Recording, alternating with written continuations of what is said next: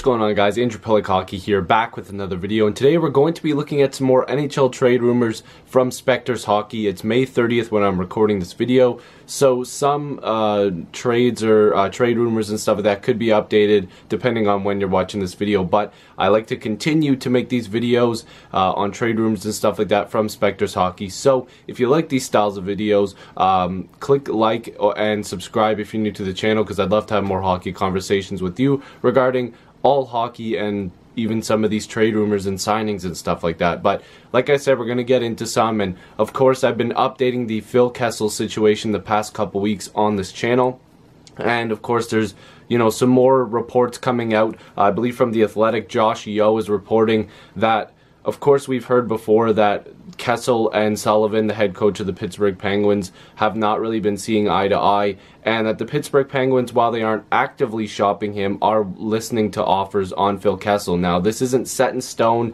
This is just somebody who's reporting this from The Athletic. Like I said, they said Phil Kessel isn't really the problem, a big problem in the locker room, but when it comes to Mike Sullivan and Kessel's relationship, it isn't that great, and this has been discussed for a very long time. I think it's been discussed since Toronto, basically, and when Rick Tocchet left Pittsburgh as well, that kind of added another narrative to it because he had a good relationship with him as well. So there is trade rumors regarding Phil Kessel again.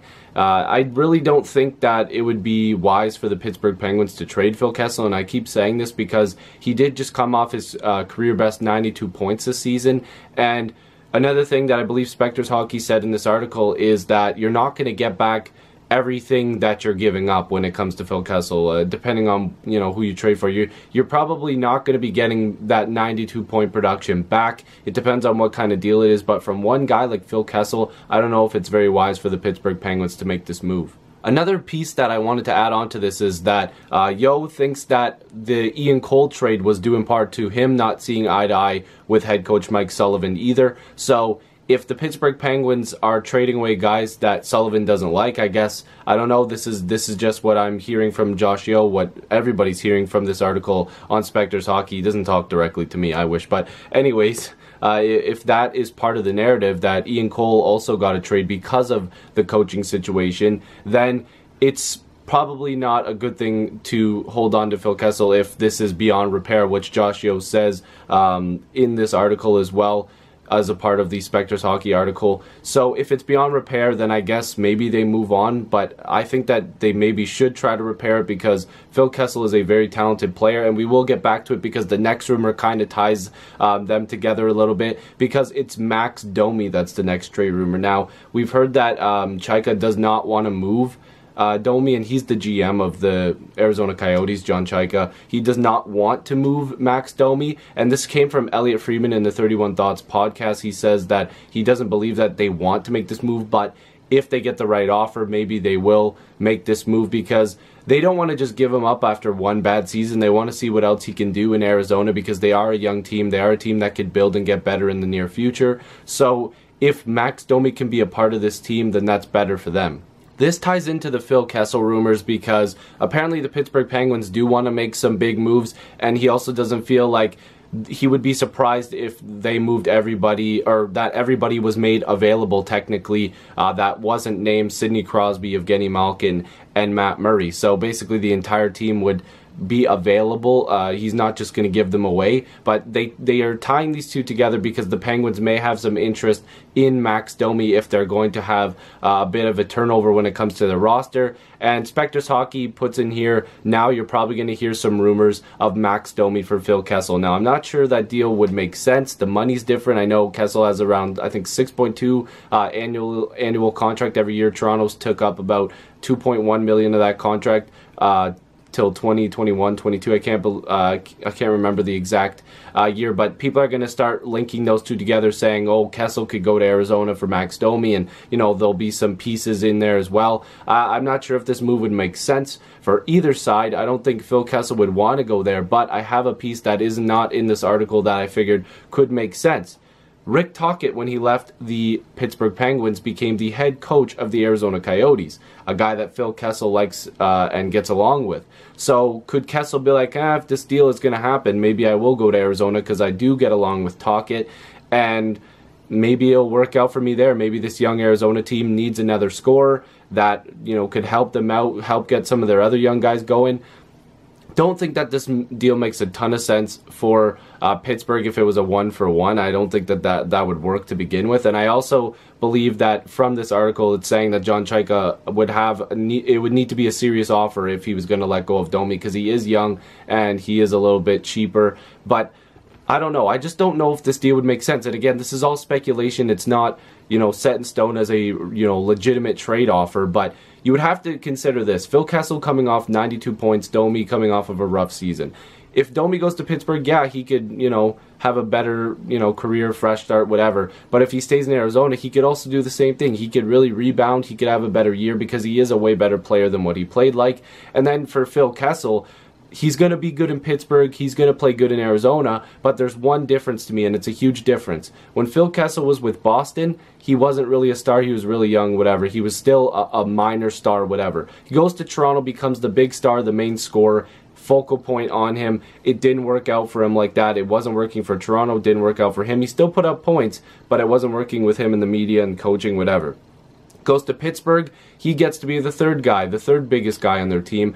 Technically even their fourth or fifth because of how many good players they had when he got there with Fleury, Letang, obviously Crosby and Malkin, and he's still the number 3 guy in my eyes. It goes Crosby, Malkin, Kessel now. So the pressure was off him. He won 2 Stanley Cups. The media was better with him, but still that coaching stuff there, I'm not sure if I believe all of it, but it's still a way better situation for Phil in Pittsburgh. If he goes over to Arizona, he becomes a main focal point on that team. He becomes their leading scorer. He had 92 points.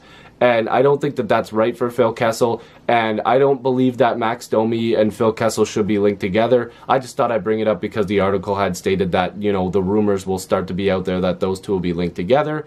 Either way, I don't know if either one will be traded. I honestly think it might be more likely that Phil gets traded over Max Domi. I think that Chayka wants to keep his young guys, and I don't know. Maybe neither of them will get traded, or maybe even both. So the next rumor is on Noah Hanifin from the Carolina Hurricanes. Now, we do know that the Hurricanes have said that they wanted to make a bold statement this offseason. They want to make moves. They're not going to give away their guys, of course. Nobody wants to do that. And Hanifin might be their most valuable piece. And we heard Elliot Friedman talk on Vancouver Sportsnet 650 about the fact that the Vancouver Canucks could be a stealth team in acquiring Noah Hanifin. They are very interested, apparently. And that is something that I wasn't sure of at first, but now Elliot Friedman has said that they are interested, whether or not the talks go far, or if they've even, you know, started to negotiate something.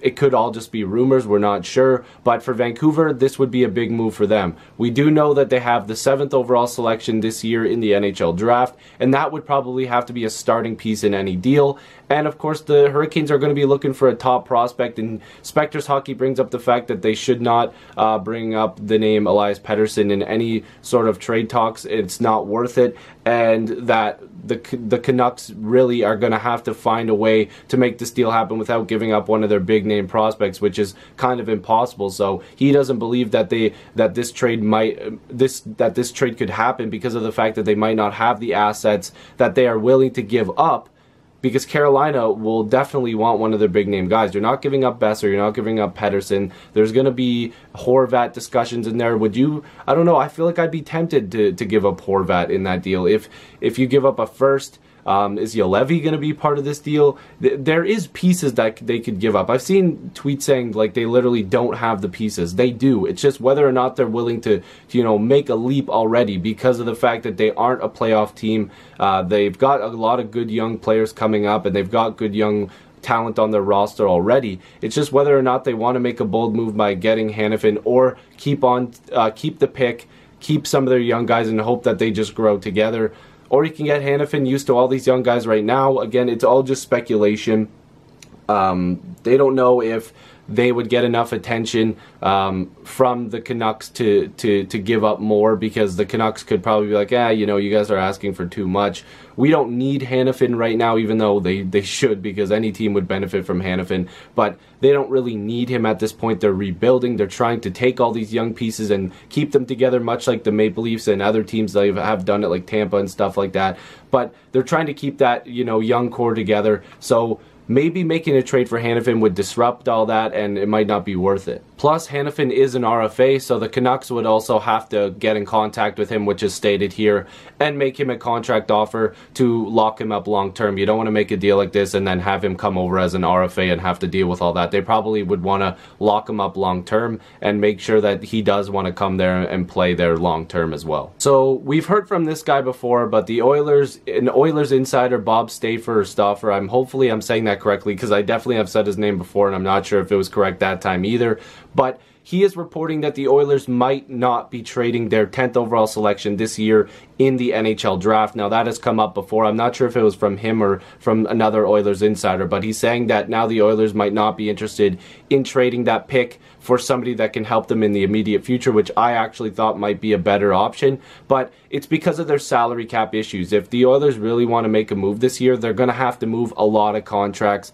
to be able to afford McDavid's contract, Draisaitl's contract, and then obviously they have Lucic there and Nugent-Hopkins, which they probably should keep at this point. But Spectors Hockey said that Chiarelli would have to get creative if he wanted to make this move happen. The Oilers still have a window where they can still contend, of course. They have a lot of good talent. I expect them to be competing this year, but they do need to at least make a change to this team. You cannot keep it the same. They already had to give up some guys at the deadline, and I'm sure Maroon might be interested in coming back. Who knows? But they do need to make moves to try to make this team better, and I actually figured that moving that pick would be a good idea. But again, Spectors Hockey said that packaging a player with some salary and that pick, like a decent player with some salary and the pick going somewhere else for a player that can help them now, could be possible, but you have to get really crafty. And unfortunately, Chiarelli has been on the wrong side of some trades, a lot of trades with the Oilers and wherever he's been. But he's going to have to do something. They really do need to make a change this year, and I think McDavid and Draisaitl and guys like that are going to want them to do something. They want to bring in a fresh face, some new defensemen, but the cap situation is going to hurt them.